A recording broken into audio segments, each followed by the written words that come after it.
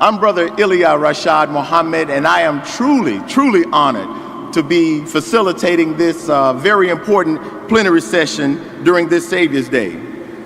Now, as you all know, in previous years, we have dealt with this subject before.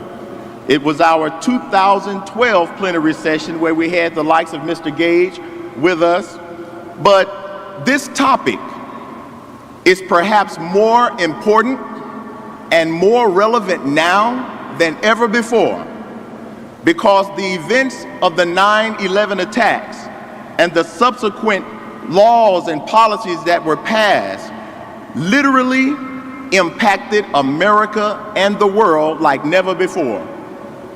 As you recall, policies like the Patriot Act were enacted that literally affected the liberties and freedoms of the American people, particularly the Muslim community. We know that after 9/11 and all that blame was placed on Muslims, that both domestic and foreign policies were put in place, policies that were intended to thwart the progress of Islam and limit the activities of Muslims. And now, during this heightened age of Islamophobia, we hear this anti-Muslim rhetoric taking place all the way from the highest office of the United States. So I think that a subject like this is due again, don't you? All praise is due to Allah. So the truth has to be exposed. We have to continue to uncover the lies and the liars. So we're fortunate today to have those joining us who can offer not some theories, but who can offer us empirical data, scientific facts, and some plain old common sense to get to the bottom and expose the real culprits behind this global scheme. We have with us today the likes of Dr. Kevin Barrett, who's going to be presenting on the history of false flag attacks. Awesome.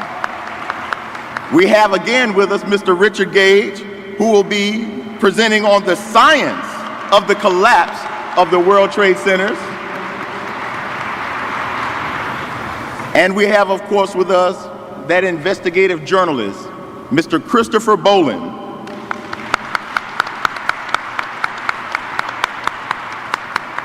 Mr. Boland is going to pinpoint the Israeli and Jewish involvement in 9/11. So this is a heavy set that we have with us today. Now, after these presentations, we will be taking questions from the listening and the viewing audience, questions that will be presented to our panelists. You are encouraged to post both your questions and comments via social media using the hashtag War on Islam. Again, that's hashtag War on Islam. And we have with us our brother, that general of the Farrakhan Twitter army, Brother Jesse Muhammad, who will be with us, who will be channeling those questions up toward the stage for our panelists. So make sure that you are posting and tweeting via social media so that we can get those questions and comments to our panelists. And now, we want to prepare to hear from our presenters.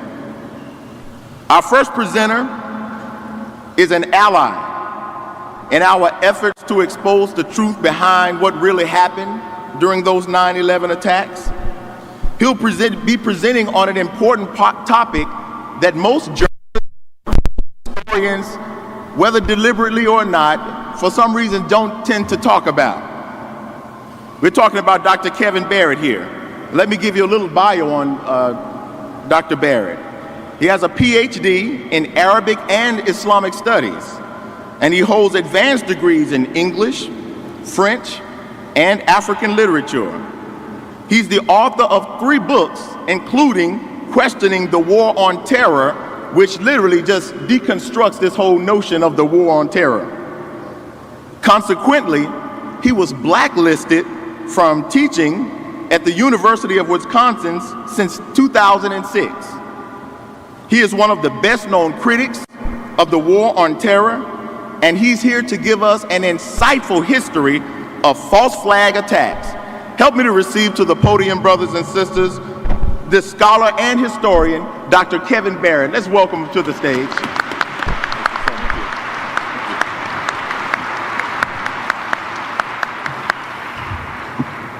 Assalamu alaikum. Happy Savior's Day. And thank you all so much for coming here and for being a part of this incredibly important event and for being a part of this incredibly important group, the Nation of Islam, which is standing up for truth and justice in such a powerful way.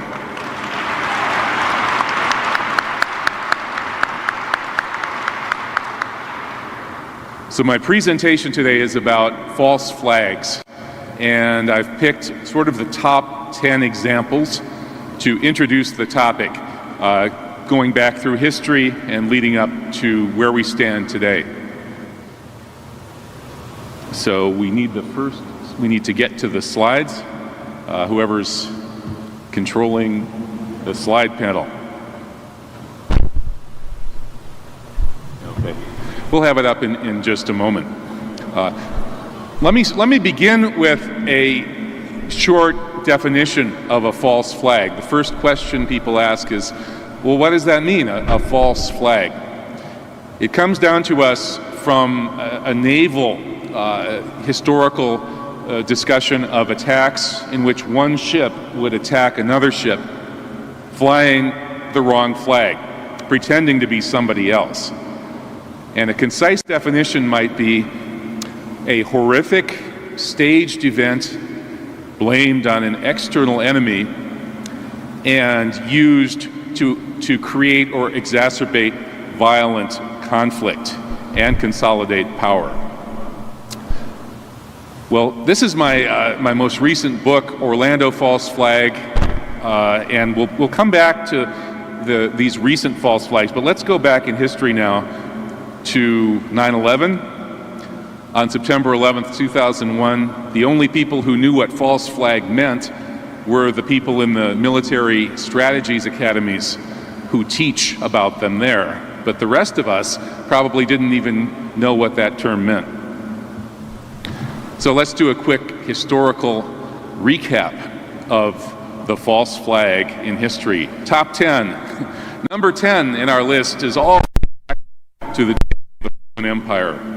In 64 AD, the Emperor Nero was, according to some accounts, responsible for the burning of Rome. He famously fiddled while Rome burned, and some historians say he did it himself. He then blamed the Christians, which launched the first great persecution of Christians in the Roman Empire. And that set the pattern for what we'll see as a number of these incidents in which religious groups were blamed.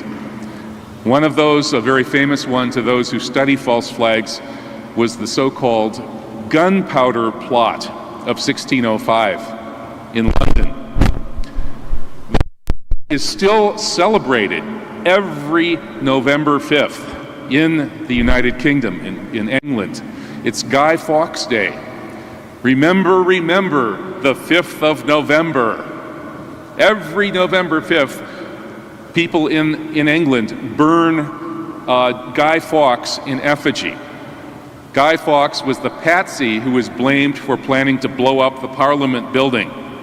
But he actually was set up to do that by Robert Cecil, an advisor to the throne who wanted to launch a war against Catholics. So they said that this evil Catholic radical, Guy Fawkes, was going to blow up the Parliament, and they arrested him and executed him and created anti-Catholic propaganda, very much like today's anti-Islamic propaganda. And they used this propaganda to persecute Catholics in England and to launch wars against Spain and Portugal. And this was how the UK, that's how England built its global empire, on the back of this monstrous false flag. Well, let's fast forward a bit because we have limited time here.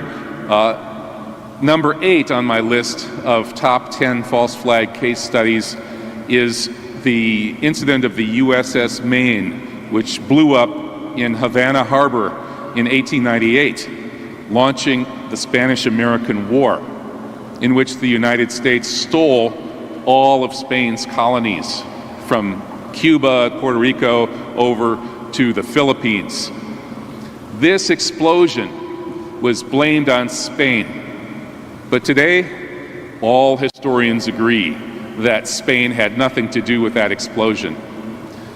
It was discovered in the 1990s by a commission led by Admiral Rickover that the explosion that blew up the Maine came from inside the ship. And though there's no absolute proof as to who did it, we can surmise that the war party that was looking for an opportunity to attack Spain, a weaker country, and steal its colonies was responsible.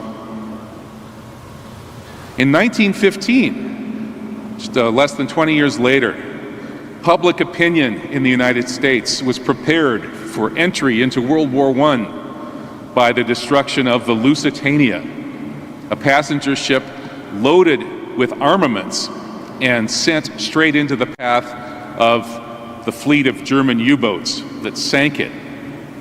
And once again here we have spectacular images of destruction used to inflame people's passions, whip up anger and hatred against a scapegoated enemy, in this case Germany, and prepare the ground for war. Okay, number 6 on our top 10 list, we're moving right along, is of course Pearl Harbor. December 7th, 1941, as President Roosevelt said, it's a day that would live in infamy. Even more infamy if you realize that President Roosevelt and his people were actually somewhat complicit in this. That is, there was an 8-point plan drawn up by the Roosevelt administration to make sure that Japan would strike first.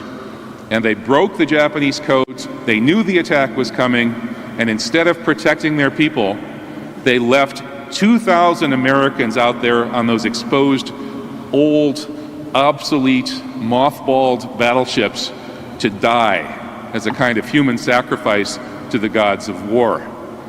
This resulted in American public opinion swinging wildly from 80 or 90% against entry into World War II to virtual unanimous war fever. Pearl Harbor was, in fact, the model for 9/11. During the run-up to 9/11, Donald Rumsfeld handed out books about Pearl Harbor to everyone he met. He handed out hundreds, perhaps even more than 1,000 copies of the book Pearl Harbor, I think it was Day of Decision, by Roberta Wohlstetter. So he was preparing the ground. Hollywood prepared the ground. Hollywood put out its Pearl Harbor movie that summer. And in so many ways, it was set up so that as soon as 9/11 happened, the mainstream media was chanting Pearl Harbor, Pearl Harbor, Pearl Harbor, almost in unison. Okay, let's move up to number 5 on our list of top 10 false flag case studies, the Gulf of Tonkin incident. In 1964, President Johnson presided over a fake attack on a U.S. vessel. And although this incident did not provide us with spectacular images to whip up popular hatred and hysteria, it did provide the perpetrators with huge front-page headlines. North Vietnam attacks American ship. And this was what paved the way to the Gulf of Tonkin resolution, which brought the U.S. into Vietnam in a huge all-out way. And the result was 2 million, some say 3 or 4 million Vietnamese murdered for a ridiculous lie. Just a few years after that, the same American president, Lyndon Johnson, who, by the way, was almost certainly complicit in the assassination of his predecessor, John F. Kennedy, presided over yet another false flag. And this was a much more lethal one, the attack on the USS Liberty. This was done by Israel, but it was designed to be blamed on Egypt. This was during the 1967 war. So June 1967, Israel has attacked its neighbors in order to steal the territory that has now become the so-called occupied territories. And Israel did this, launched this war of aggression with the help and complicity of President Lyndon Baines Johnson.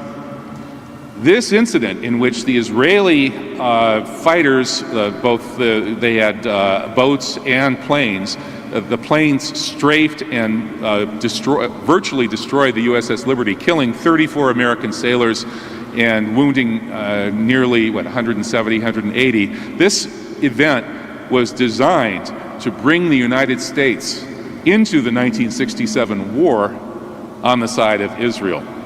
And according to some accounts, including Peter Hunem's in the book Operation Cyanide, this plot was actually designed to allow the United States to drop nuclear bombs on Russian military installations in Egypt.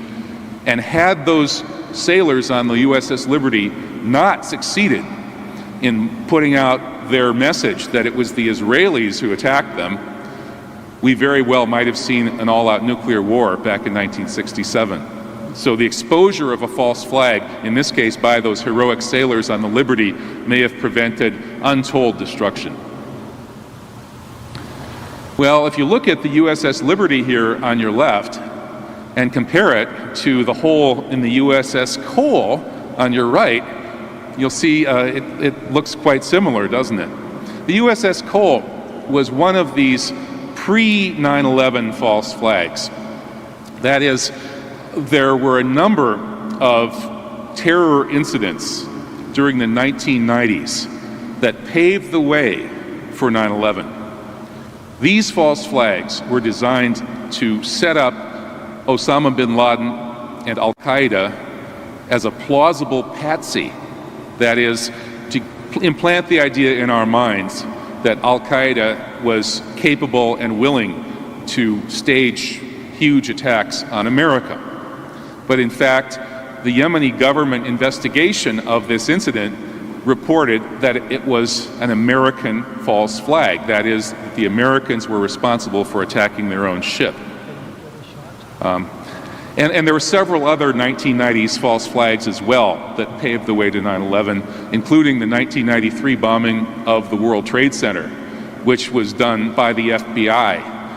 The FBI informant who arranged that bombing actually recorded a conversation with his FBI handler, and he said to his FBI handler, "Why didn't you guys give us a fake bomb like you promised?"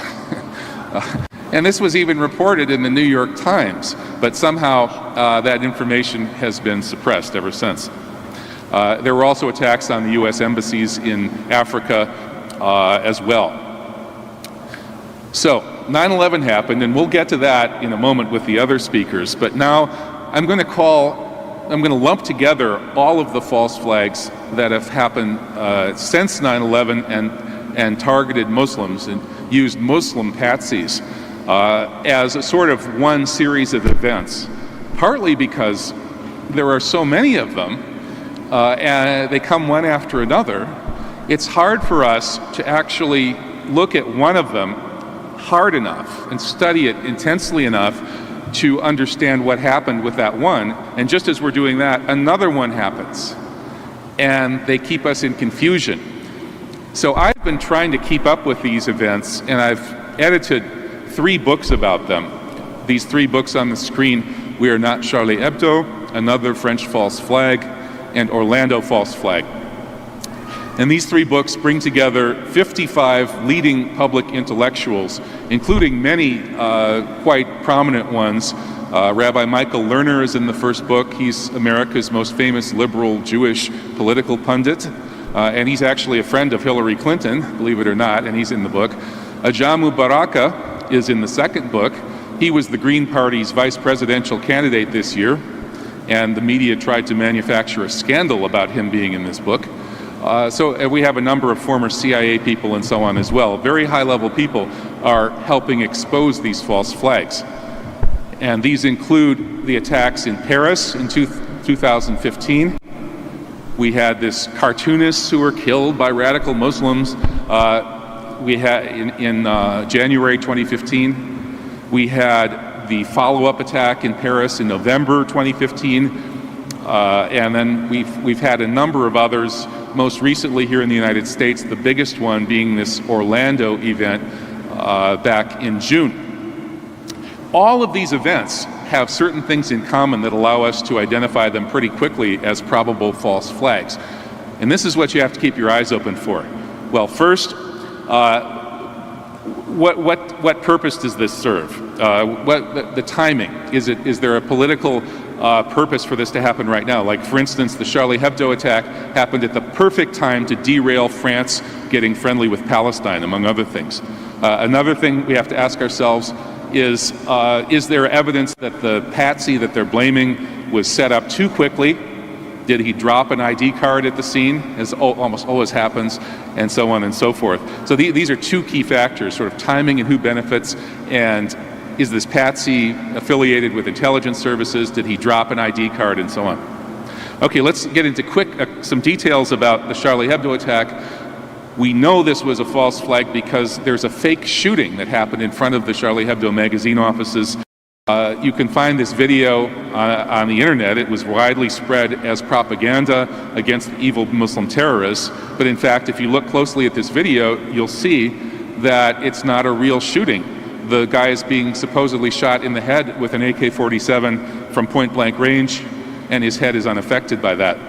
But the media still tells us that's how this guy died. These patsies dropped their IDs and their passports everywhere.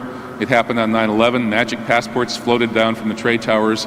They showed up next to the hole in the ground in Shanksville where Flight 93 supposedly just disappeared into the ground, leaving no evidence, no wreckage. So ID cards, if they identified the alleged perpetrator instantly from a dropped ID card, that's a sign.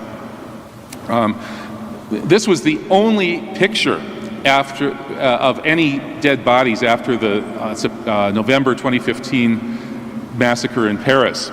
And it was tweeted into existence for propaganda purposes by an Israeli source affiliated with a neoconservative think tank here in the United States. And this is an example of how Israeli-linked people are showing up at almost all of these incidents, putting out propaganda. The same Israeli-linked photographer propagandist, Richard Gutjar, was there in Nice as a truck began to run people down last year. And then he showed up 1 week later in Munich, Germany, taking pictures of the shopping mall Islamic terrorist event. So the same guy was right there, pre-positioned on the balcony to film the truck, and then he showed up 1 week later, right in front of the shopping mall, where the so-called radical Muslim terrorists started shooting. He's married to a high-level Israeli operator, a woman named Einat Wilf. And this is just one example of the countless examples of we find Israeli propagandists pre-positioned to publicize these events. In terms of timing, the Orlando massacre happened just at the moment that we had spent a whole week celebrating the memory of one of the greatest Americans of all time, Muhammad Ali. A whole week. The mainstream media, all of America was standing strong and remembering this great Muslim freedom fighter. And then the Orlando massacre happened, and the propaganda message, evil radical Muslims hate gays and kill them, became the new message that wiped out our memory of that wonderful week of remembering Muhammad Ali. So that's another example of how timing is very important in figuring out when there are false flags. So these are my 3 books on the recent false flags, and they are available in the back at the book table. Again, it's not just me. There are 55 leading public intellectuals in these 3 books, many of them essentially whistleblowers from the military and intelligence communities who are fed up with this nonsense and want it to end, and are on our side in trying to make it end. And many of those people will come and speak to your groups and tell you the truth about these things. People like Robert David Steele, a CIA case officer who actually arranged a false flag for the CIA. The details are still classified, but he's leading the charge in exposing these things today, and there are many others as well. Well, my countdown of these top 10 false flag examples has led to what we have to call, really borrowing language from Saddam Hussein, the mother of all false flags, 9/11. And I call it that not only because it set the stage for all of these other false flag events blamed on Muslims, but also because it had more visceral, emotional, political impact on the world than really any other single staged event in history. That is, the whole world saw this. The whole world was powerfully affected by this, and indeed, you could say that the whole world was brainwashed by it. So there's an African proverb that says, if you're lost, go back to where you were before you were lost. And that's what we need to do with 9/11. We're lost in this maze of Islamophobia, of wars, of violence, of hatred, of divisiveness, and it's just getting worse. We need to go back to this moment that, as the mainstream media keeps telling us, changed the world, and obviously changed it for the worse. And to go back to 9/11, we need to go back to the facts, the truth, the reality about what happened on 9/11, and shred that public myth. And those facts have been carefully gone over and scrutinized and developed and put together by so many people. There's hundreds, thousands of scholars and researchers who've helped us understand the truth about 9/11, which we do understand pretty well by now. And one of the leaders of that movement is here with us. Actually, two of the leaders of that movement are with us right now. The next one that I'm going to introduce is Richard Gage of Architects and Engineers for 9/11 Truth. Oh yes, we'll let someone else introduce Richard. Again, I'm Kevin Barrett, and my books on false flags, and especially recent false flags, are in the back. Thank you so much for coming out and contributing to the spread of truth and justice. Keep up the great work. Kevin, give me the thing. Once again, let's hear it for Dr. Kevin Barrett. Excellent presentation. Excellent, excellent. Now that we know something about the history of these false flags and the characteristics thereof, is it likely that another type of false flag is being devised to justify another war, another policy, another political objective? Let's definitely keep that on our mind as we prepare to bring on our next presenter. Now, as you know, our next presenter certainly is no stranger to us. Mr. Richard Gage, who is an architect of nearly 30 years and the founder and CEO of Architects and Engineers for 9/11 Truth. This is a group comprised of skilled architects and engineers nearing about 2,500, if I'm not mistaken, along with 20,000 other signers of the petition and supporters that they have backing them up. Now be mindful, these are scientists, architects and engineers with verified degrees and backgrounds and experience who know what they're talking about. So after his 2012 plenary session presentation to us, the Honorable Minister Louis Farrakhan called this man a true patriot. So he's here with us again today to take us further into the science of the collapse of the World Trade Centers. Let's welcome back to the podium our friend, our ally, Mr. Richard Gage. Let's welcome him again, family. Thank you. Thank you so much.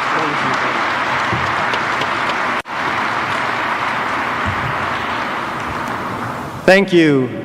We erected a third light beam in downtown Lower Manhattan to bring to the attention of the American people World Trade Center Building 7, the third skyscraper that collapsed on 9/11.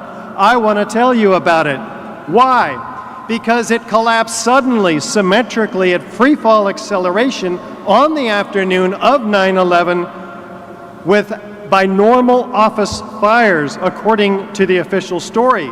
Here's a 47-story skyscraper, be the tallest building in most of our states, part of the World Trade Center complex, across the street from the complex itself. It wasn't hit by an airplane. Yet on the afternoon of 9/11, well after, 7 hours after the two Twin Towers came down, it collapsed. According to the official story, by these small, few, scattered fires, normal office fires. Office fires have never brought down a skyscraper. There are hundreds of examples of much hotter, longer lasting, and larger fires in skyscrapers that have never come down. There's good reasons for that. We're going to compare Building 7's features of its collapse to those of typical controlled demolition, beginning with, is there a sudden onset of destruction? Let's listen to Dan Rather. This building collapses in under 7 seconds in the manner that you see. What caused its collapse? Is there a straight down, symmetrical collapse? Another feature, number 2, of controlled demolition. Let's take a look from West Street. Yep, straight down, symmetrically into its own footprint. As you can see here, the center of the pile is in the center of the building, but maybe we're not convinced yet. Let's place a normal controlled demolition on the right, compare it to World Trade Center 7 on the left. Is there any similarity? Is there enough similarity to warrant an investigation into the possible use of explosives? Yet this was never done. How do they bring a building straight down into its own footprint? You have to place explosives near the columns and beams throughout the building and synchronistically set them off floor by floor. If you don't follow this precise order, the building will fall over. And of course that doesn't happen. Fire does not have this precision. How fast did the building collapse? You can see it gaining additional distance with every second. It falls, admitted by NIST, in free fall acceleration. That means no resistance from any of the 80 columns in this building. Not one of them gave any resistance. It's as if 8 stories were removed from this building all at once, resulting in feature number 6, the total dismemberment of the steel structure, broken up, ready for loading and shipment. 4 stories tall. How do you get 47 stories into 4 stories? Buildings that fall due to natural causes collapse. You can see a mangled building. Its structural members are not dismembered from each other. Its concrete is not pulverized to a fine powder. Do witnesses hear sounds of explosions? Feature number 7. I need sound. Kevin McFadden, former Air Force medic, cites explosions, like you'd hear the ground shaking, like the train running underneath your feet. Kaboom! I knew that was an explosion, he says. Do we have enormous pyroclastic-like clouds racing in every direction away from Building 7 at 35 miles an hour with expanding cauliflower-shaped plumes indicative of incredible heat? Where does that heat come from? We'll take a look in a moment, but it didn't come from the few small scattered fires that you see here that are blamed for the collapse of this building. How about that heat? What's causing it? Well, FEMA author Jonathan Barnett, fire protection engineer, cites steel members in the debris pile that appear to have been partly evaporated in extraordinarily high temperatures. It takes 2,800 degrees to begin to melt steel. It takes 4,000 degrees Fahrenheit to evaporate it. Did that heat come from those few small scattered fires? We don't think so. We have the 10 key characteristic features of controlled demolition, direct evidence of explosive destruction. Fire cannot create any one of these, let alone all 10 of them. If fire could have, it would have brought down this building, World Trade Center Building 5, completely engulfed in fire. Did it? No. Fire does not bring down steel frame or any other skyscraper, particularly these small few scattered fires. What happened to the evidence? carted away at 400 truckloads a day beginning just 2 weeks after 9/11, put on barges, shipped to where? China, for recycling, before forensic investigators could get their hands on it. Bill Manning cites crucial evidence that can answer many questions on the slow boat to China. Do we have foreknowledge of this building's collapse? Listen to these construction workers hearing an explosion over their shoulder, looking back at Building 7, and then looking straight into the CNN camera and saying this. I need sound. I say, did you hear that? Keep your eye on that building. That building's coming down. The building's about to blow up. Move it back. Flame and debris coming down. How do they know the building is about to blow up? Did we show so far the 10 key characteristics of controlled demolition? Is this direct evidence of explosive destruction? Can fire create any one of these? No, let alone all 10 of them. We believe this is proof of controlled demolition, which is why we now have 2,800 architects and engineers demanding a new investigation who have also looked at the World Trade Center Twin Towers. We have plane impacts, but it's an hour to an hour and a half later that the towers came down. NIST acknowledges most of that jet fuel burned up in the outside the building. The rest of it was gone in 10 minutes. After that, for about an hour, we have normal office fires and some damage by the planes. They say that fire caused the sagging of these trusses, pulling in the columns, allowing that portion of the building above the jet plane impacts to crush the building and then crush itself. This is a theory that is completely contradicted by the evidence, particularly the evidence of the fires, which were going out at the time of these collapses, as you can see by the thick, dark smoke clouds.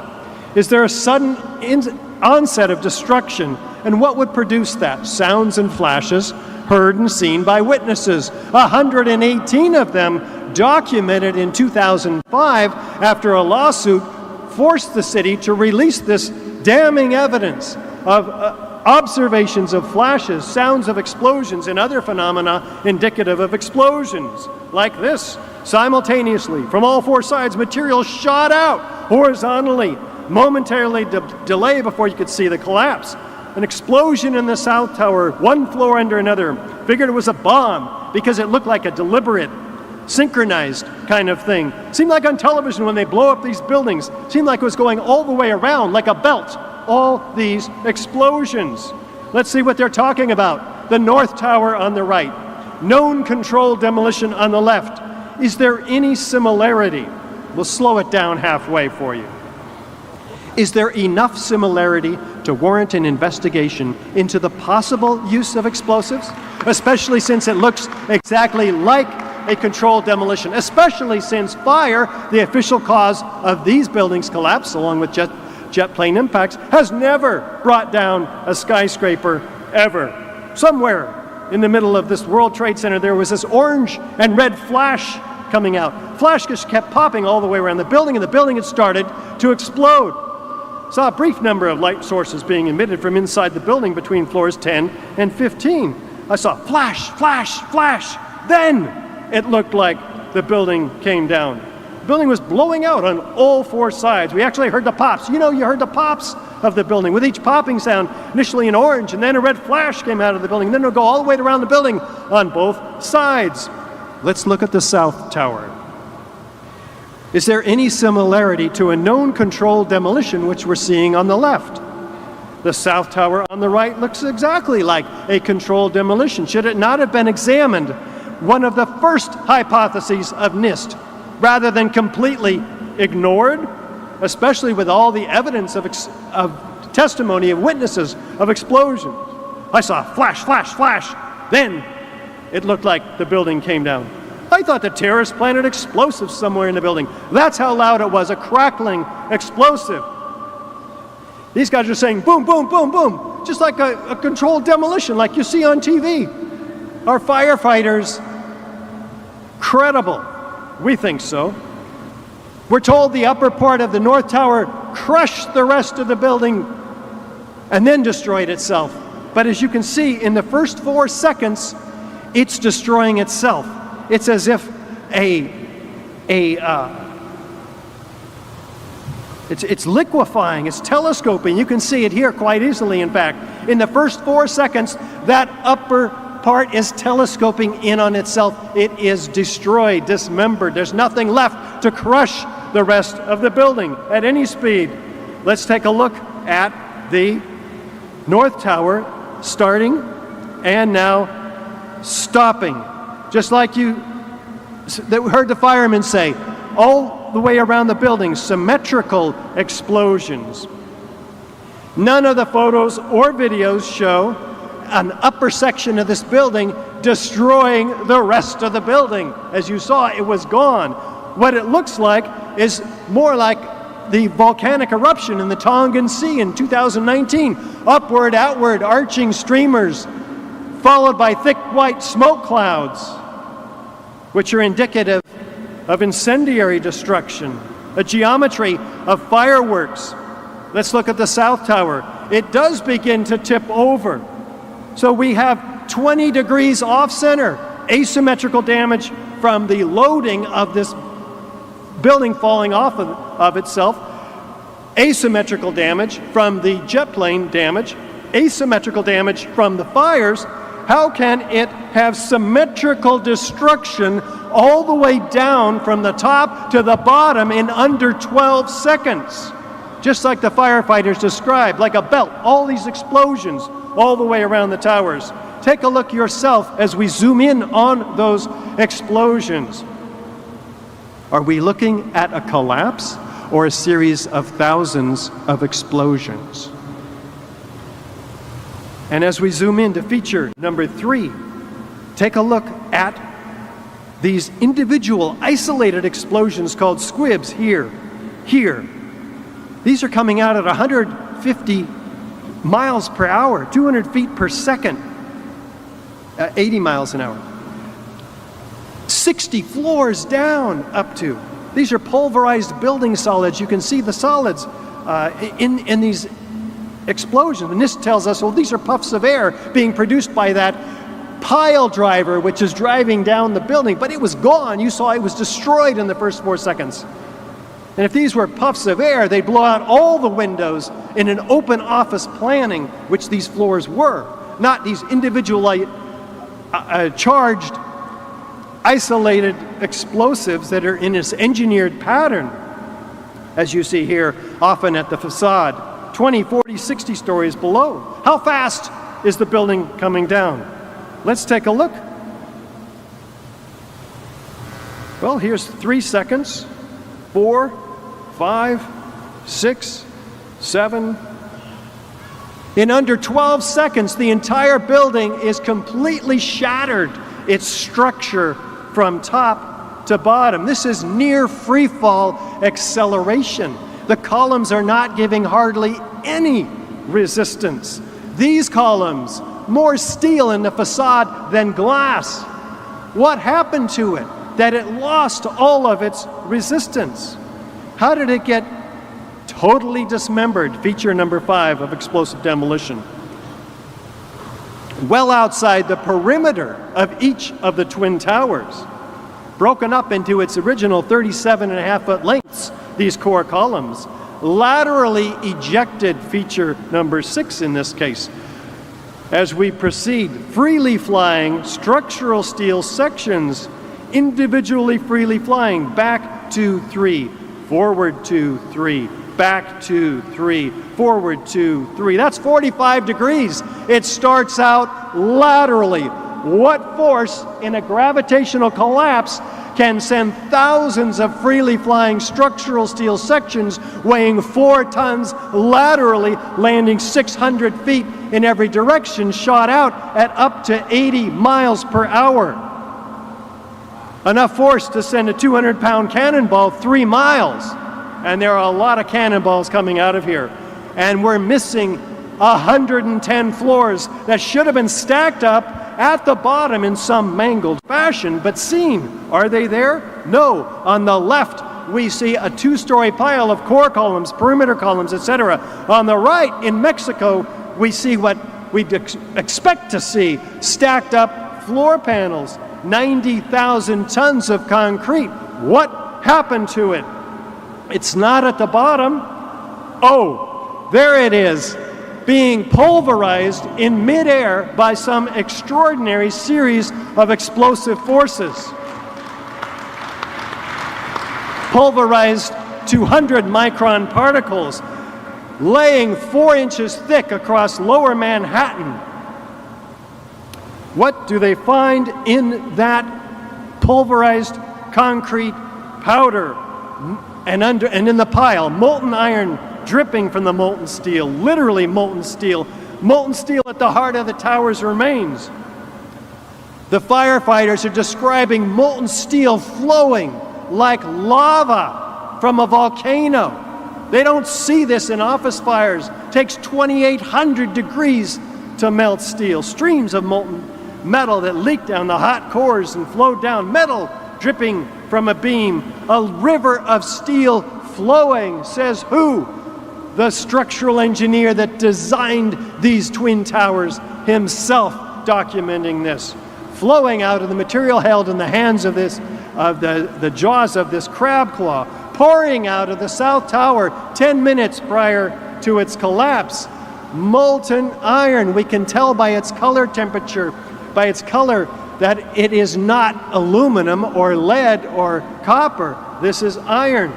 And it is very well documented, actually, in the case of Building 7 in the Appendix C of the Building Performance Assessment Report in 2002, a metallurgical examination that uncovers steel that's thin to almost razor sharpness, holes in the steel up to a silver dollar, evaporation of the ends of the steel beam, an attack of sulfur, eutectic reactions, and sulfidation, intergranular melting, the melting of with iron, molten iron. Where does molten iron come from? Not from jet fuel. Jet fuel is only 500-600 degrees according to its manufacturer. But here we have the presence of sulfur attacking the steel. NIST says, well, that can't be sulfur. That must be the calcium sulfide inside the gypsum board. Well, we use gypsum board for almost 100 years to protect steel. It's never turned around and attacked the steel it's designed to protect. So what caused all this steel to melt? Well, let's look and see if there's evidence of thermite. Here's one possibility. The thermite is an incendiary used by the military to cut through steel like a hot knife through butter. It creates 4,500 degree temperatures, and in every liquid molten iron, the byproduct of thermite. So here we have a possible source for the massive heat. We have a possible source for the liquid molten iron, and they find in it also, the scientists find sulfur, which is added to thermite to become thermate. So a possible source for the sulfur, all in this material. So what else was found, though, in the dust throughout the powdered concrete throughout the Manhattan? Liquid, previously molten iron microspheres found by the USGS, billions of them. They don't know where they came from.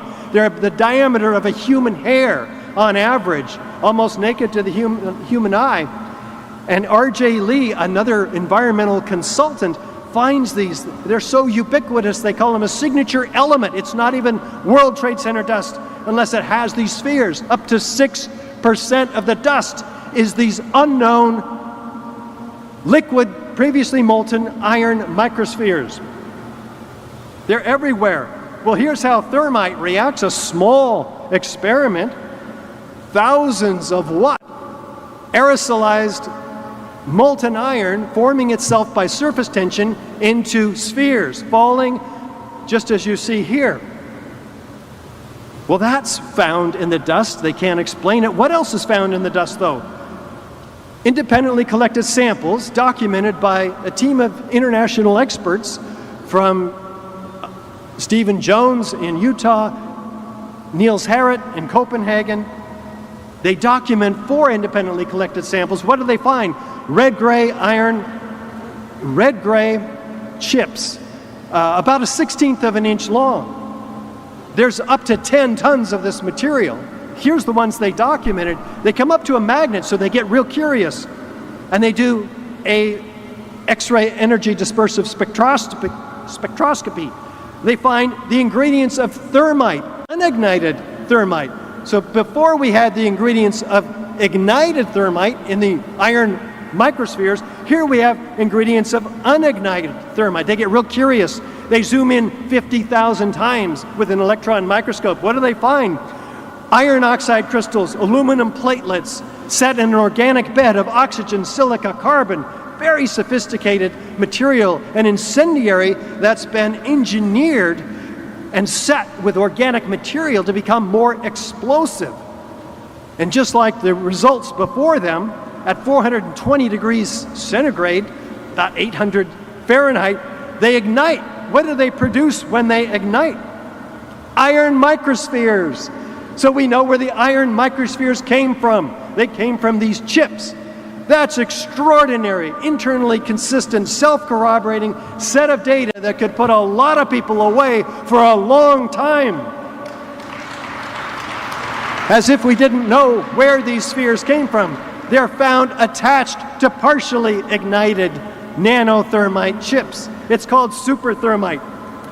It's made not in a cave in Afghanistan, only in the most sophisticated defense contracting laboratories. This is all documented in an peer-reviewed paper, Bentham Open Chemical Physics Journal. It's direct evidence of explosive destruction. Fire can create any one of these features, let alone all of them, especially these fires that were going out at the time of these buildings' collapse. So we believe that we've demonstrated the 10 key characteristic features of controlled demolition, that fire can't create any one of them. We believe this is proof of controlled demolition, which is why we have 2,700 architects and engineers calling for a new investigation about the truth about 9/11.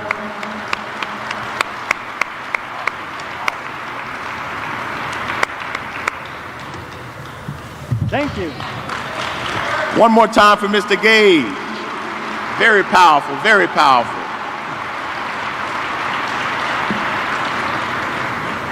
Now that we know that some Muslims in a cave in Afghanistan somewhere were certainly not capable of such a sophisticated explosion and plan, then we have to ask ourselves, then who? Since we know it was not the Muslims, who's responsible for this heavily sophisticated plan, which is the mother of all false flag events? Well, as we said in the offset of this program, we not only want to uncover the lies, but we also want to uncover and pinpoint the liars. So to take us further, our last presenter is one of those allies that we have who will help us pinpoint who is behind and who is most responsible, who are the culprits behind these activities. We have as our final presenter, Mr. Christopher Bolin. Bolin is a well-traveled writer and an investigative journalist who has done extensive research into the events of 9/11. As a thinker, he has been highly critical of Israel. And he was also part of the, with Mr. Stephen Jones, who was one of those that found the thermite in the debris of 9/11. Now, consequently, that same year, for him being critical of Israel and the war on terror, he was attacked by a heavily armed group of police. Well, he's with us today, and to take us further to expose the culprits behind this wicked atrocity, help me to receive to the stage Mr. Christopher Bolin. Let's welcome him, family.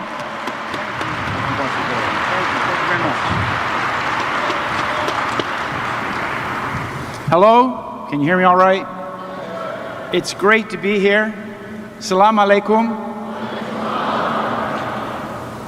I want to recognize the great efforts of Minister Louis Farrakhan in being the only religious leader in our nation who has addressed the gigantic, horrendous fraud of 9/11. You see, 9/11 was used to take us into an open-ended war against Islamic nations. And that's where this nation has been for the past 15 years. And not a single religious leader other than Minister Farrakhan has had the moral compass to stand up and tell the faithful that we've been lied to.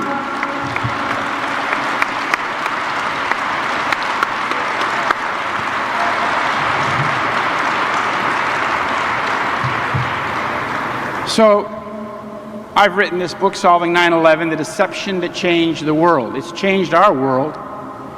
9/11 was carried out to kickstart the war on terror, a Zionist war agenda of aggression, terrorism, and conquest, which continues to this day. 9/11 was wrongly blamed on Muslims to trick us as a nation, as a world, into supporting an open-ended and criminal war agenda across the Islamic world. It's cost us more than $2.5 trillion, and we as people of conscience are obliged to resist the deception, as our religious leaders all should do. I was an investigative journalist in Washington, D.C. when it happened, so it fell right into my lap. I was passing through New York City with my family when 9/11 happened. I grew up in Chicago, outside in a place called Schaumburg, Illinois.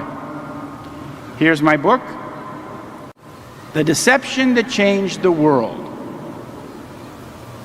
9/11 was a highly sophisticated false flag terror atrocity designed to create fear and rage in the people's hearts, to compel U.S. public opinion to support the war on terror, which is an Israeli Zionist war agenda in disguise that we are supposed to fight. Starting the war on terror was the real reason for 9/11. 9/11 was, of course, a policy coup that brought us the war on terror and a series of wars like this one in Iraq. We've been deceived. We've been lied to. 9/11 was just the beginning. Starting the war of aggression was the real reason for the terrorism. We will not have peace as a nation or a world if we continue to accept the deception of 9/11. The media has been the key player in the deception. We've been lied to by the media. The media is complicit in the cover-up. They have imposed on the American public the false story that radical Islamic terrorists are to blame for 9/11. And the only way to liberate ourselves and our nations from this madness is to expose the true source of terrorism. The U.S. government on 9/11 called the attacks an act of war, which basically made it the military's business to seek justice for. So there was no actual criminal investigation. Larry Johnson from the State Department, Director of Counterterrorism, said these guys were extremely well organized, talking about the hijackers, the alleged hijackers. He said these guys were just committed zealots and willing to give it up without being key members of the network. They were told what to do, what to prepare for, what to train for. They were not the ones calling the shots. He said, we don't have anything in history to compare with this. The only thing that comes close to it is a former Soviet intelligence operation. So who pulled this off? Now, if the government and media are lying to us about 9/11, it means that they are controlled by the very same people who carried out 9/11. Now that's a very serious predicament. And Minister Farrakhan's the only person who's addressing it. Now 9/11 and the War on Terror have a common source. Both 9/11 and the War on Terror were conceived and planned in Israel in the 1970s by Israeli military intelligence. First, I'm going to talk a little bit about the War on Terror. 9 days after 9/11, George Bush declared a war on terror, basically telling the world, you're either with us or you're with the terrorists. The war on terror has cost this nation over $2.5 trillion. Now you can imagine how far that would go to supporting and helping the American people rebuild our infrastructure, support our communities. The war on terror is a fraud. You have as much likelihood in this nation of being a victim of terrorism as you do of being struck by lightning. But we're spending $400 million per year per victim of terrorism in this nation. Compared to cancer and influenza and heart disease, you would have to stack those bills up 1,000 times higher to understand how much money. This is a fraud. So the fraudulent war on terror is all based on the 9/11 lies. Where did the war on terror come from? Where did Americans start to learn to treat people like this? Well, the war on terror, I'm going to talk about the evolution of an Israeli stratagem. Now, a stratagem is a clever device to trick people into serving them. The war on terror is an Israeli stratagem, a ploy pushed by Benjamin Netanyahu since 1979 to trick the United States into waging war against Israel's enemies. Here he was in 1979. He worked for a Rothschild company called Boston Consulting. He went back to Israel and he started a Netanyahu Institute. The very first thing they did in 1979, they had a conference in Jerusalem called the Jerusalem Conference on International Terrorism. They tried to say that all international terrorism is a propaganda offensive. They said that all international terrorism was coming from the Soviet Union. And George Bush spoke at the final, Mr. Bush Sr. spoke at the final session and said that basically the idea of fighting terrorism was a great thing to do as a war. Now, Mr. Netanyahu is currently the Prime Minister of Israel. He has made a career out of promoting the war on terror, writing books like this. Now, Mr. Netanyahu is from the Likud coalition, Likud. The Likud was created by the father of terrorism, a man named Menachem Begin. Menachem Begin in 1977 became Prime Minister of Israel. And he was asked by a British journalist in 1974, Mr. Begin, how does it feel in the light of all that's going on to be the father of terrorism in the Middle East? And Mr. Begin said, in the Middle East? He said, in all the world. So he put on himself the mantle of being the father of terrorism. You see, you have to understand that the state of Israel was born and created through terrorism.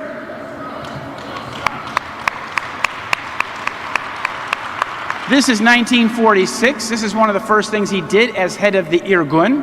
The Irgun is the mother party of the Likud. He blew up the King David Hotel, killing 93 people. It was British headquarters during the British Mandate period in Palestine. It's very, very similar to 9/11. Here he is. He came from Russia, came to Palestine, became the leader of the Irgun, bombed the King David Hotel, created the Deir Yassin massacre, where they blew up buildings in a Palestinian village called Deir Yassin in order to scare the Palestinians that they would run away. And then he created the Likud party in 73, became prime minister in 77. That's when Israel changed from being a relatively peaceful country to becoming a vicious terrorist state, 1977. And the ideology of the Likud is based on this idea called Eretz Israel, Greater Israel. This idea that Israel should fill its biblical boundaries, as they say God gave to the state of Israel. And so they have a much bigger idea of what Israel should be. And they are dedicated to reaching that state. That's very important to understand. This is what they call what Israel's future borders should look like. And as Mr. Begin said, Jerusalem was and forever will be our capital. and Eretz Israel will be restored to the people of Israel. Now, this is what Begin said in 1947, and this is exactly what the Likud still continues to say to this day. So here he became the president of the country, the prime minister of the country in 1977. This happened to be a time when I was living in Israel. They came to power, 77. Now, one of his partners was this man, Yitzhak Shamir. And I want to point out that this is a member, this was the head of the Lehi, or the Stern gang. This was a gang of murderers. They killed the UN envoy, Volker Bernadotte. They killed rocket scientists. And his little gang called the Stern gang had a very interesting member who was this man's father. This is Rahm Emanuel. He's the mayor of my hometown, Chicago.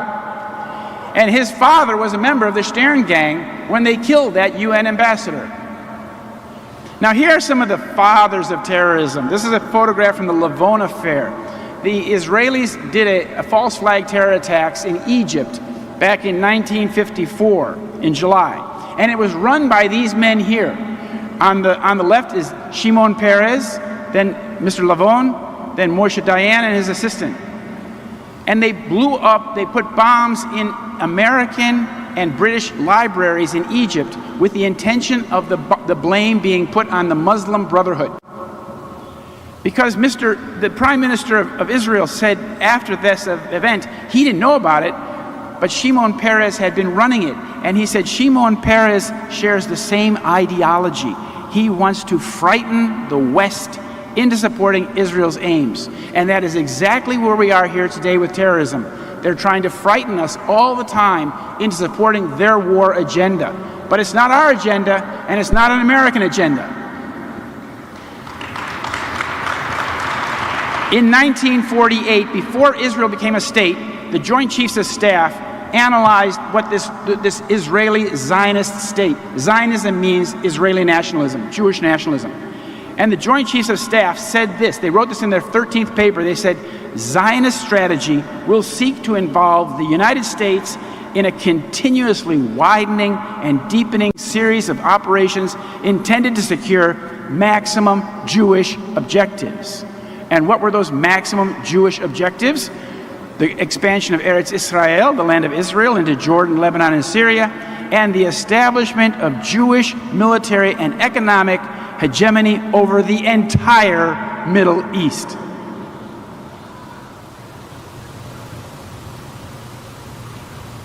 As you can see, that's what the United States has been doing for the past 15 years.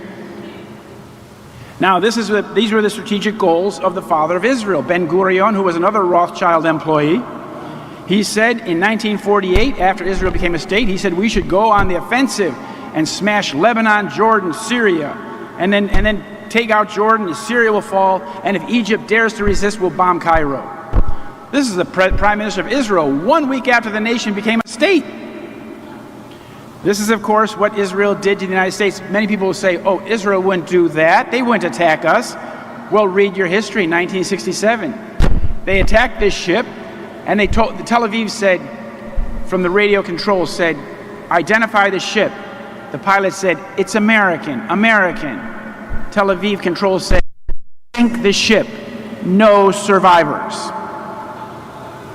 Now, a week after 9/11, this General Wesley Clark walked through the Pentagon, and he said, about 10 days after 9/11, I went to the Pentagon, I saw Rumsfeld and Wolfowitz, and one of the generals called me in, and he said, we've made the decision, we're going to war with Iraq. We're going to war with Iraq, he said. Why? I don't know, he said. I came back a few weeks later, he said, and by that time we were bombing Afghanistan. And he said, are we still going to war with Iraq? And the general said, oh, sir, it's much worse than that. We're going to take out 7 countries in 5 years, starting with Iraq, then Syria, Lebanon, Libya, Somalia, Sudan, and finishing off with Iran. And as you can see, that shopping list is exactly what we've been doing for the past 15 years. Now, what's the master plan? It's a Zionist master plan to dominate the entire region by breaking up the large Arab countries into ethnic statelets. It's called Balkanization. It's exactly what we did in Yugoslavia in the 1990s. We took a big country and broke it into little pieces, fracturing it along religious lines or ethnic lines. This is the plan that the Israeli Likud came out with, a man named Oded Yinon, in 1982. And thanks to Israel Shahak, a professor of chemistry, he translated it into English, and we now understand what the Israeli plan is for the Middle East. It's exactly what's happened to Iraq, to Syria, to Libya, to Sudan, to Somalia, to Yemen. All have been victimized by this plan, breaking them up. Who's behind it? Well, here we have a picture from the Pentagon. We have something called the Defense Policy Board. These are mostly Zionist men. Here we have Wolfowitz and Rabbi Dov Zakheim across the table, and the Israeli boy Douglas Feith, and they're sitting right next to the Israeli Chief of Staff in the Pentagon. And he's telling them, well, this is what you should do. And that's what we've done. They advise us, the Israelis tell our Pentagon what we should be doing. Here's Hillary Clinton, and this is 2012 when she was Secretary of State, and she wrote in that email, the best way to help Israel is to use force to overthrow the government in Syria. Where is there American interest in overthrowing the government in Syria? None. But this proves that Obama and Hillary Clinton were serving Israeli ends, not American. So 22 years after it was first promoted, this idea of a war on terror in Jerusalem, it became reality with 9/11. It was born. Now I'm going to talk about the Israeli connections to 9/11. Number one, ideation. The Israelis put out the idea that planes might be flying into big buildings one day. This is a film by a senior Israeli agent named Arnon Milchan, a Hollywood producer, a very high-level Israeli agent. He made this film in 1978 called The Medusa Touch, in which a large Boeing plane flies into the Pan Am building in New York City. This is from the movie. Now, is this coincidence or is this prescience? Now, the thing is that he's very close, and the picture shows him with the defense minister of Israel, Ezer Weizmann. This is at the very highest level of Israeli military intelligence. And here he's making the movie. Here he is, he's worth $5.2 billion, and you can see he's very close to the very highest level establishment in Israel. Shimon Peres and Bibi Netanyahu, two of the most notorious Israeli terrorists in history. Then, in the year 2000, with his business partner Rupert Murdoch of Fox News, they made a TV program called The Lone Gunman, in which a Boeing 757 is flown into the World Trade Center. And this was on TV in March 2001 on Fox News. 13 million people watched it. This is putting the idea out there into your mind that planes might be striking big buildings one day. Now, the next thing is, the father of Israeli intelligence, this man Isser Harel, he predicted in 1979 that Islamic or Arabs would attack the tallest buildings in New York City.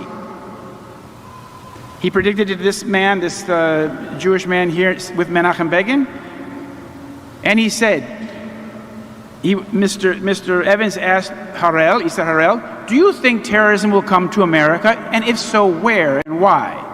Isser Harel said, yes, I fear it will come to you in America. America has the power but not the will to fight terrorism. As to where, Harel continued, New York City is the symbol of freedom and capitalism. It's likely they will strike your tallest building and a symbol of your power. 1979, 22 years before 9/11. Then number three, the Israeli Mossad got the security contract for the World Trade Center in 1987 because they actually intended that 9/11 would happen in the 1980s, but they were delayed because the Port Authority discovered that the man involved was not only an Israeli intelligence agent, but he was using a fake name. He was using a false name. They often do. So they tore up the contract. The Port Authority, the owners of the World Trade Center, they tore up the contract. Had they not done that, 9/11 would have happened, as I say, in the late 80s. But when those Israelis were thwarted, they didn't go back to Israel. They went to work with American Jews who were working in the World Trade Center, namely Jules Kroll and Maurice Greenberg. And in 1993, when the building was bombed the first time, Jules Kroll, the man at the top here, got the security contract for the World Trade Center. And at that time, that Israeli man that was the head of the Shin Bet was now working for him. So they used a Trojan horse to get into the World Trade Center.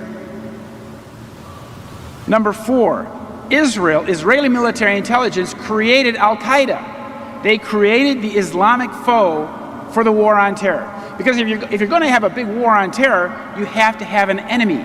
So they have to create the enemy. So under Ehud Barak in the early 1980s, Israeli military intelligence trained a group in Pakistan of Afghan fighters and Arabs called Gulbuddin Hekmatyar, faction Hizb Islami. At this time, this is when what they call the Afghan Arabs. The Arabs came to Afghanistan to help the Afghan fighters against the Russian army, the Soviet army. And this is the time when Israeli military intelligence, under Ehud Barak, this man on the left, was running the operation. The CIA was paying for it, and Saudi Arabia were paying for it. Pakistan was the host country, and Israel military intelligence was doing the training in the army. It was done by a guy named Charlie Wilson, a congressman from Texas. But the question was, why would the CIA and Israelis, why would they arm the most anti-Western group out there? Because they were creating the group that became Al-Qaeda, and it had to be extremely anti-Western. The Mossad connection. Charlie Wilson was a congressman in Washington, but his handler was the head of Mossad in Washington, D.C., this man Zvi Rafia. He was the handler of Charlie Wilson since 1973. He managed him. And this Israeli agent used Charlie Wilson's congressional office as if it were his own. As you can see from the book here, Charlie Wilson's War, Rafia always acted as if he owned Wilson's office. And they together put together this operation. This is bin Laden's first trainer. He's a man named Ali Mohammed. He's a Hebrew-speaking Egyptian, if you believe that. And this man was involved in all of those terror attacks that happened in the 1990s. This man set up the cell in Nairobi that bombed the American embassies in Africa. This man trained the guy who killed Rabbi Kahane. And then he was put in federal penitentiary, and he disappeared from federal penitentiary without a trace. Then the group Gulbuddin that the Israelis had trained became Al-Qaeda in 1994. They became Al-Qaeda. Now, if you understand the current situation with ISIS, Al-Qaeda then became ISIS. So it's the Israelis create this cadre, this group of terrorists who then change names and change places, but they remain the target. So when America strikes ISIS, when America strikes Al-Qaeda, they're actually striking Islamic nations. They're not hitting the enemy. They're fighting ISIS. They're hitting infrastructure, power plants, water plants, hospitals. Then this is about 1993, the first bombing in the World Trade Center. The first bombing in the World Trade Center, to my mind, was to put in your mind the idea that Arabs are trying to blow up the World Trade Center.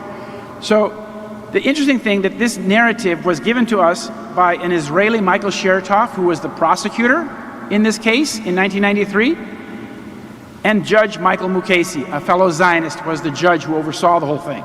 Now, if you remember, the bomb went off, and 8 people died, or 6 people died, and the FBI paid this Egyptian colonel here $1 million to testify. He was the informant. He was the one who kind of like set these people up, the blind sheikh. The blind sheikh didn't blow up the World Trade Center, the FBI did. Here we have plan number 6. It's the Zionist plan for the new Pearl Harbor. This was planned in advance. This man, Philip Zelikow, had a catastrophic terrorism study group in which they were imagining the transforming event that would change this nation. This was published 2 years before 9/11. Another one of the authors was Ashton Carter, top left and the man with the blue sweater.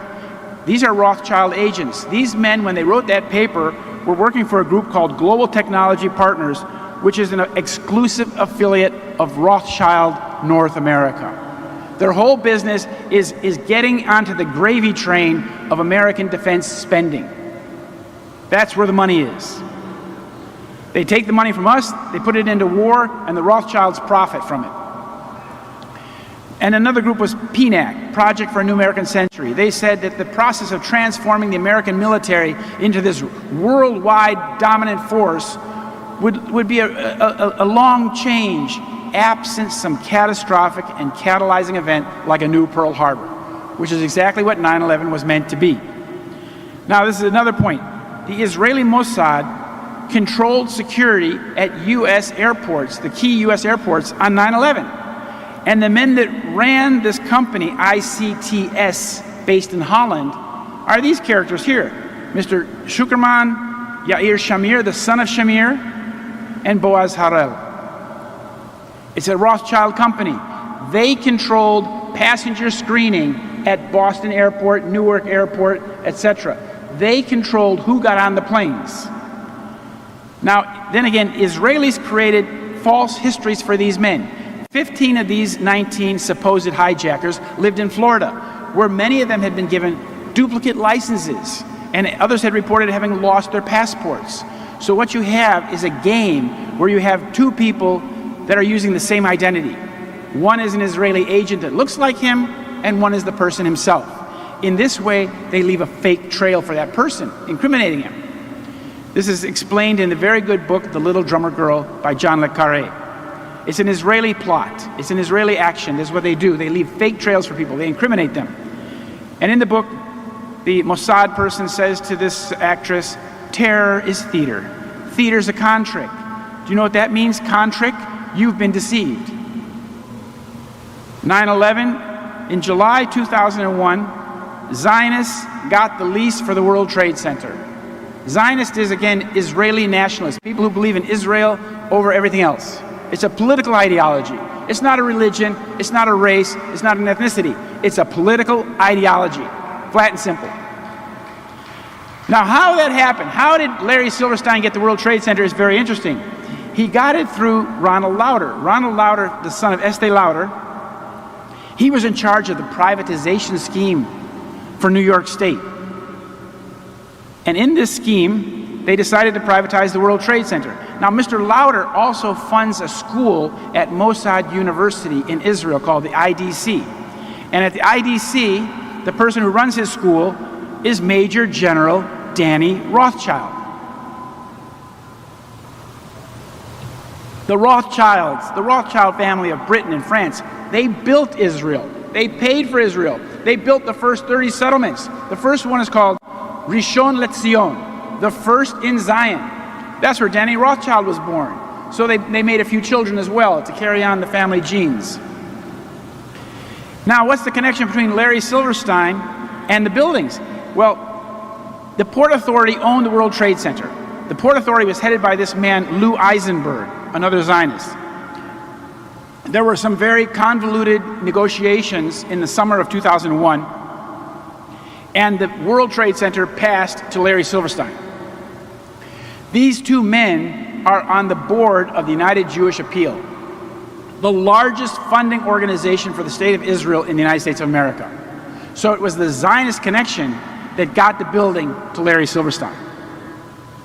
Larry Silverstein also happens to be a very close friend of Bibi Netanyahu. This is from the Israeli media. For years, Netanyahu and Silverstein have kept in close touch. Every Sunday afternoon, New York time, Netanyahu would call Silverstein. It made no difference where Netanyahu was, he would always call. And their ties continued after Netanyahu became prime minister. What were they talking about every Sunday afternoon for years? Well, finally, Larry Silverstein, on July 24th, he got the Twin Towers in his hand. And then he controlled everything about the building. The first thing he did was he jacked the rent up 40% and insured it against terrorism. This is what was left 5 weeks later of the World Trade Center. All that was left was steel and dust. And on September 11th, the Israeli military chief, Ehud Barak, the one who had trained Osama bin Laden, came on the BBC. He happened to be in London. He happened to be in the studio of the BBC World Television, the largest television network in the English-speaking world. And he said this. He said, it's time to launch an operational, concrete war against terror. He said the world will never be the same from today on. And he blamed Osama bin Laden. What's the connection here? Ehud Barak was the commander of Bibi Netanyahu in a covert commando force called the Sayeret Matkal. This is a covert independent commando force that serves directly under the Israeli Chief of Staff and military intelligence. On 9/11, this man with the New York Police Department hat, his name is Ehud Olmert, former Prime Minister of Israel. He was in New York City on September 10th and 11th, but his presence was kept out of the news completely. Why? What was he doing in September 10th and 11th in New York City that had to be kept secret? Here he is with Bibi Netanyahu. Here he is 9 days later, 10 days later, comes and sits next to Mr. Giuliani. You see, New York City and Jerusalem are sister cities. And this man was the mayor of Jerusalem. And he comes to New York City, and it's not reported. It would usually be front page news. Then the Israeli son of the Mossad, Michael Chertoff, this man here, controlled the 9/11 investigation. He was put in charge. He was the Assistant Attorney General. He was supposed to prosecute the crimes of 9/11. But they didn't even investigate the crime. There has never been an investigation of 9/11. Full stop. John Ashcroft put Michael Chertoff in charge of the investigation, and then what he did, he oversaw the destruction of evidence, the destruction and confiscation of the critical evidence. It was a cover-up from the very beginning. Then George Bush made him head of Homeland Security, number 2, in which position he remained in charge of the evidence. Then 13, the Zionist-controlled junkyards, 2 of them in New Jersey, they managed the destruction of the evidence. The evidence was taken to their junkyard, cut into small pieces, mixed with other scrap, and shipped to Asia. At a time when the price of scrap steel was the lowest it had been in 50 years, this was destruction of evidence. This was not business. This is a pile of steel. All the steel was destroyed. And then the Zionists, a Zionist again is a supporter of Israel, they presided over the 9/11 lawsuits and tort litigation. There were 3,000 victims. That was a lot of litigation. It all went to this man, Judge Alvin K. Hellerstein in Manhattan. Now there's a problem here. His son is a lawyer in Israel who works for the key defendant in the 9/11 litigation, that company I told you about, ICTS, the people who were responsible for this passenger screening at the airports. If those 19 hijackers got on the plane, they would know how they got on. The conflict of interest was his son was working, as I said, for the law firm that controlled that ICTS company. So that's a primary family conflict of interest. A judge cannot oversee a case when his son or his wife is working for the defendant. That's completely not right. And then we had, as I said, 3,000 victims. The first 2,900 victims were given money out of the compensation fund, which was managed by Kenneth Feinberg, another Zionist. He gave the money to people, then they had to sign a line where they wouldn't talk about how much money they got or the terms. There were 100 families left. They held out for a court process, and they were treated with Sheila Birnbaum. One by one, every single family was settled out of court. So all 3,000 families were settled out of court, and there has not been one day in court for a single 9/11 victim. That's not justice.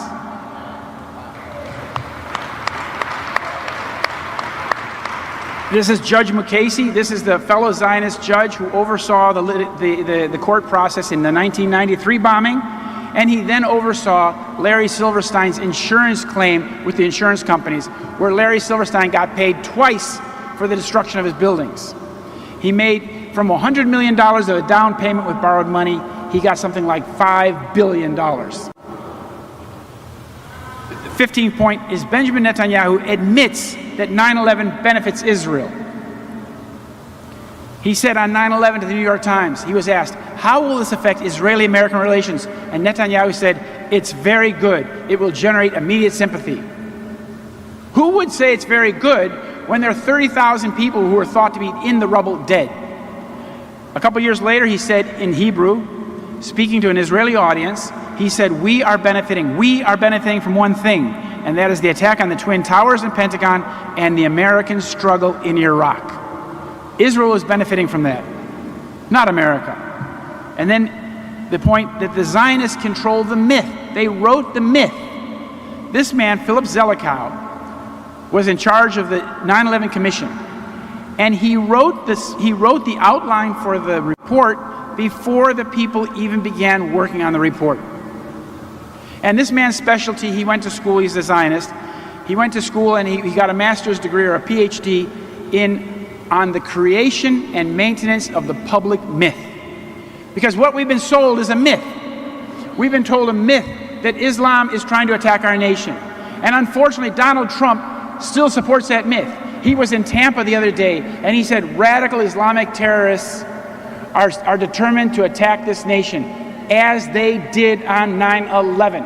That's false. And for Donald Trump to say that that's the case is a very, very dangerous thing.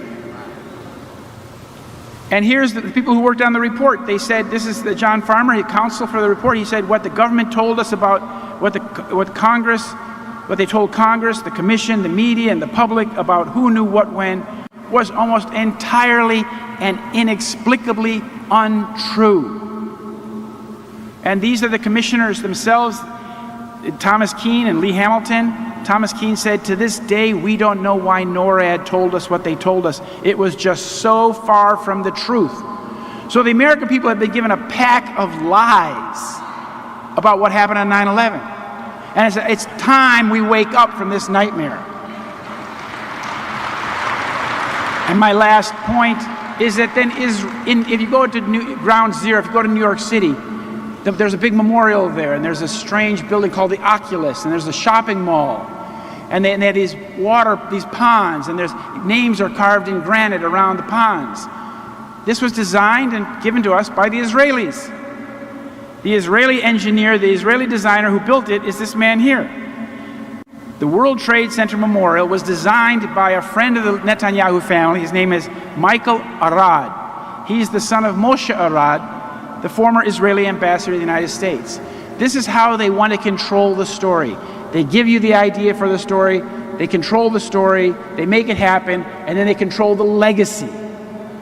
So young American kids go to this Ground Zero and they go through a museum that's run by Israelis, built and run by Israelis, to teach them the lie that Islam did this to America.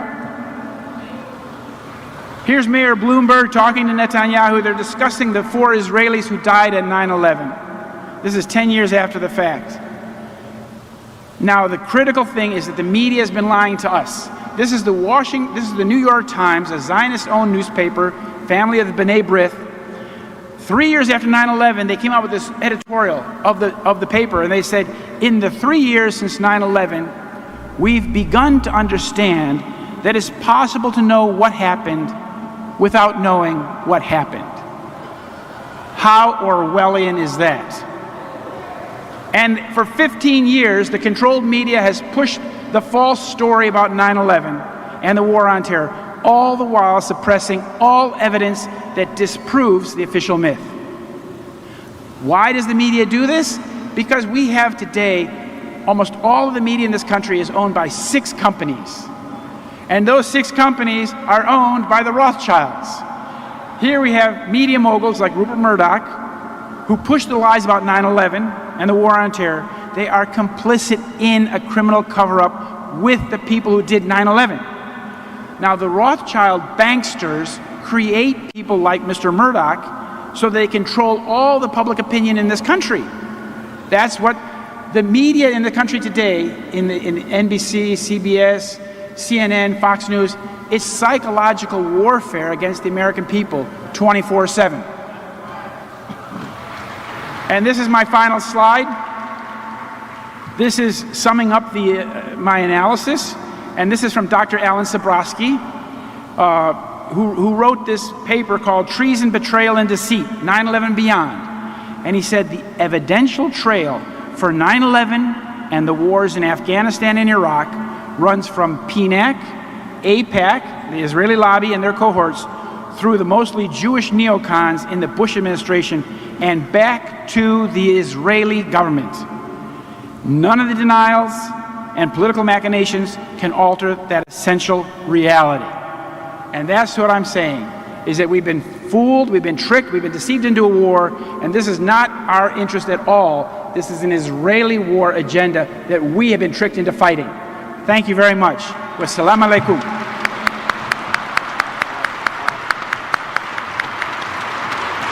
Very powerful, very powerful. Let's hear it for him one more time.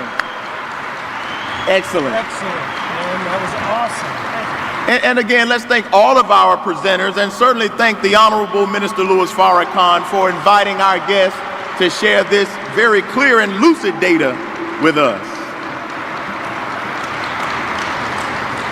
I don't think that it's a coincidence that the same groups and entities who are truly responsible for 9/11 and the atrocities that have come afterwards just so happen to be the same groups, entities, and persons who antagonized the Honorable Minister Louis Farrakhan, claiming he's an anti-Semite, hoping that the public would not listen to the truth coming from this divine man.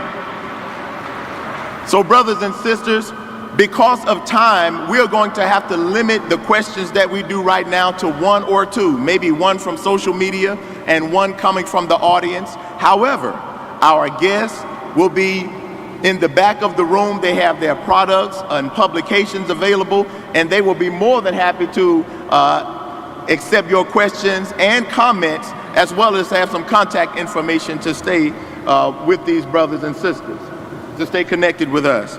We have Brother Jesse, who is on deck. Come on out, Brother Jesse, if you have the opportunity. Let's welcome our general.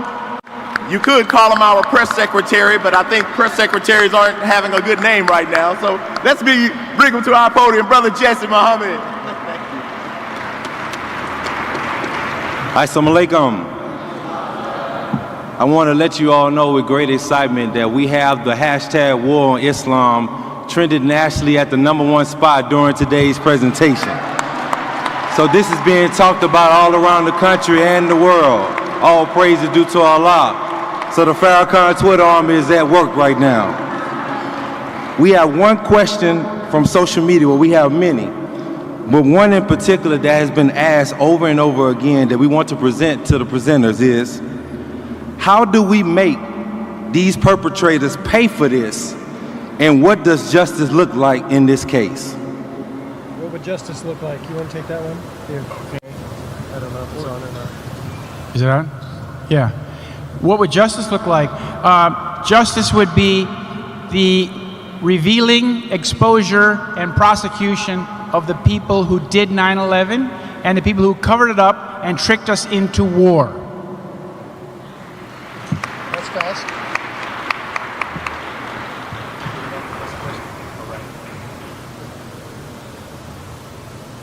Okay, he said, yeah, we have time for one more. The second question is, in this age of fake news versus real news, how can we spot a false flag? Oh, go ahead. One of the best ways to spot a false flag is when something happens, you listen to what the eyewitnesses say. Like in San Bernardino, there were some women who saw the shooters, and they said on national television in the very morning, they said there were 3 tall white guys who were dressed in black who were doing the shooting. And at the end of the day, they had a dead short Pakistani brown-skinned woman on the ground, dead in handcuffs, and they said she had done it. Now that doesn't make sense. And when the eyewitness testimony does not make sense with what the government or the media is telling you, you can be pretty sure there is a false flag.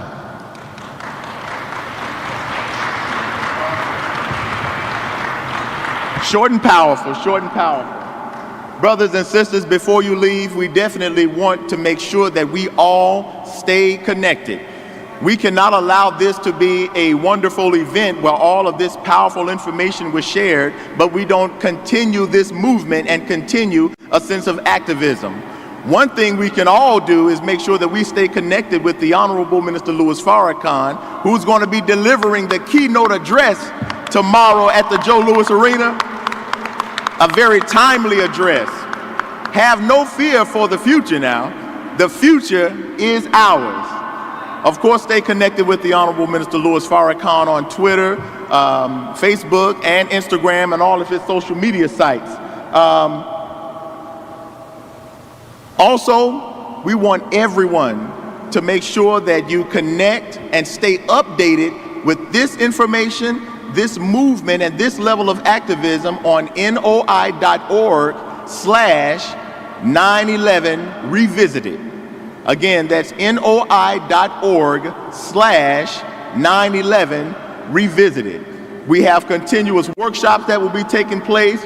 Matter of fact, our Ministry of Defense workshop is going to be taking place in the Grand Ballroom. So when you leave here, make sure that you stay up on your P's and Q's as we are literally at war. Wouldn't you agree with that?